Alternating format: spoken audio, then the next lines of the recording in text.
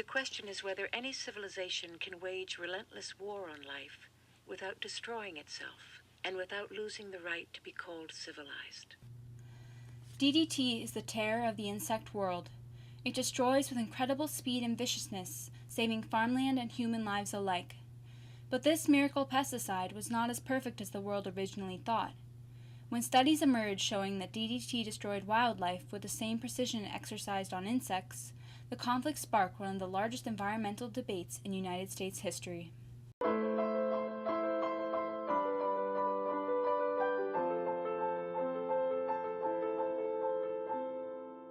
Allied troops in World War II suffered from a more deadly scourge than war, insect-borne illness.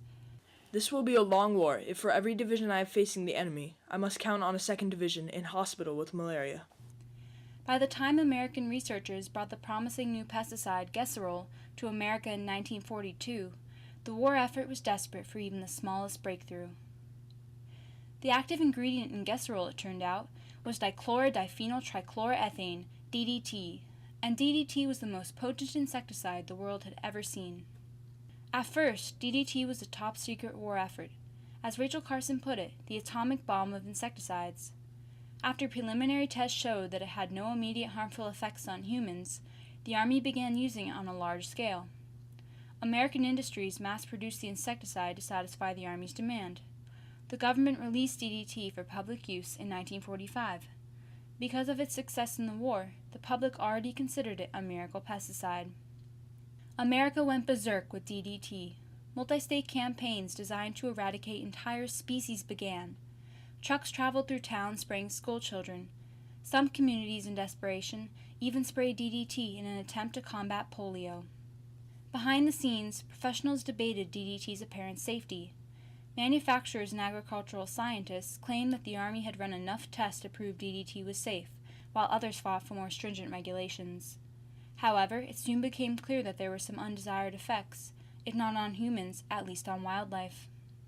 Across the country, evidence of DDT's destructive power became apparent.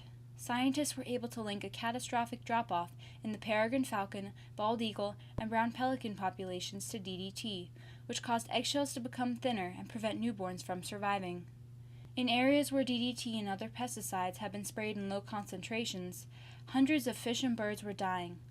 Traces of DDT were even found in the fat of Adelie penguins in Antarctica, several thousand miles away from the nearest spray. Scientists found that due to biomagnification, the pesticide had built up to lethal quantities in the animal's tissue. By the early 1960s, one thing had become definitively clear. The environmental effects of DDT were unlike that of any chemical in the past. In spite of this new evidence, the public continued to use it indiscriminately. Until Rachel Carson's Silent Spring, the simmering DDT debate remained silent. Rachel Carson was born on May 27, 1907, in Springdale, Pennsylvania. Before writing Silent Spring, she was a zoologist who wrote best-selling books about the sea.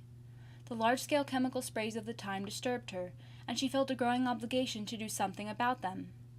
After learning of the widespread deaths of birds following a mass pesticide spray, Carson decided to write Silent Spring in 1958. In her book, Carson took a stand against the acclaimed pesticide. She revealed the true nature of DDT and its harmful effects on the environment. It was one of those things that brought the issue to the public's attention. What that book did, and the increasing awareness of environmental problems was encourage people to go out and take a closer look and see, have a look at the problems that were actually being caused by DDT. When Silent Spring was published in the fall of 1962, the growing debate finally exploded. Pesticide industries launched a violent counterattack against Carson and her book. Monsanto Chemical Corporation published a parody called The Desolate Year about a world overrun with insects. Scientists wrote angry articles trying to discredit Carson as a hysterical woman, while others complained about the emotional nature of her book. Critical reviews questioned Carson's credentials and accused her of incorporating both fact and fiction. The major claims in Miss Rachel Carson's book, Silent Spring, are gross distortions of the actual facts, completely unsupported by scientific experimental evidence and general practical experience in the field. This did not deter concerned citizens. They leapt into action across the country. housewives and birdwatchers wrote complaints to newspapers and the Audubon Society about the absence of birdsong in the trees. Hysterical mothers, worried for the health of their children, pressured congressmen to ban DDT. A group of environmentalists created the Environmental Defense Fund in 1967 to lobby for this very thing. They requested a declaratory ruling on whether or not the pesticide was polluting Wisconsin waters. Following a tense debate in court, the final ruling caused Wisconsin to ban DDT in 1969. This was the first major success for the opponents of DDT. Soon after this, President Nixon began considering a nationwide DDT ban. This led to the final rounds of the DDT debate in the United States, the national hearing.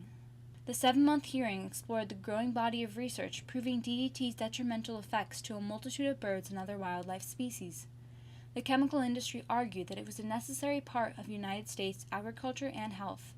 On April 22, 1972, the hearing examiner Edmund Sweeney ruled, "The evidence in this proceeding supports the conclusion that there is a present need for the essential uses of DDT." It seemed that the environmental lobby had been defeated. However, 2 months later, the Environmental Protection Agency Administrator William Ruckelshaus overturned Sweeney's ruling and banned DDT, ending the legislative debate in the United States. The DDT debate continued on a global level. In 1995, the United Nations Environment Program called for global action on pesticides. Several international research groups identified a dirty dozen of the worst offenders, including DDT. Negotiations began in Stockholm, Sweden to discuss the issue. On May 23, 2001, 128 countries ratified the Stockholm Convention Treaty, banning these 12 pesticides. Since then, 44 more nations have ratified the convention, and several new chemicals have been added. The Stockholm Convention represents a new kind of ecological diplomacy and a great success for the environmental movement. The DDT ban was the environmental lobby's first major victory. In fact, it was the starting point for the environmental movement. Call it conservation, the environment, ecological balance, or what you will. It is a cause more permanent, more far-reaching than any issue of the era. Why does this matter? Well, not just because it saves animals and cleans up our homes. It matters because it is emblematic of larger shifts, broader cultural changes, reevaluation of our natural surroundings and our urban surroundings as well. Today, Silent Spring is hailed as a visionary book, one that started the environmental movement and was as critical and influential as Uncle Tom's Cabin was to the abolitionist movement. Despite its undeniable effects and success, the DDT debate is not over. A movement is in place now to make DDT available for developing countries to use in malaria control efforts around the world. We've been studying DDT for well over 70 years now, and there still isn't any proof that it is a cause of human health ailments. So the evidence that it is harmful to human health is very weak, and the evidence that it has enormous public health benefits is very strong. So if you were to compare one with the other, you would conclude that DDT should be used. Because of DDT's long record of success in killing mosquitoes that transmit the disease, some scientists go so far as to condemn Carson and the environmental lobby for causing millions of malaria-related deaths because of the ban. Others discredit these claims, since the death toll of malaria is much less than it was when DDT use was at its peak. Also, DDT is not banned in most developing countries. In fact, the Stockholm Convention granted a special condition to allow DDT in malaria control efforts around the world. Many scientists argue that the human health effects of DDT are still uncertain and that there are other safer alternatives. Because of its far-reaching consequences, DDT remains an important issue for people around the world. After its decades-long ban in the United States, decimated bird populations have undoubtedly shown serious improvements. Still, intense debate centers around whether or not DDT negatively impacts human health in the natural world. Despite great strides in diplomacy due to an ongoing global dialogue and the efforts of the Stockholm Convention, arguments continue over the use of DDT in developing nations. Thousands of scientists, environmentalists, governments, and concerned citizens are all trying to answer the question at the heart of the debate: do the benefits of DDT outweigh the risks?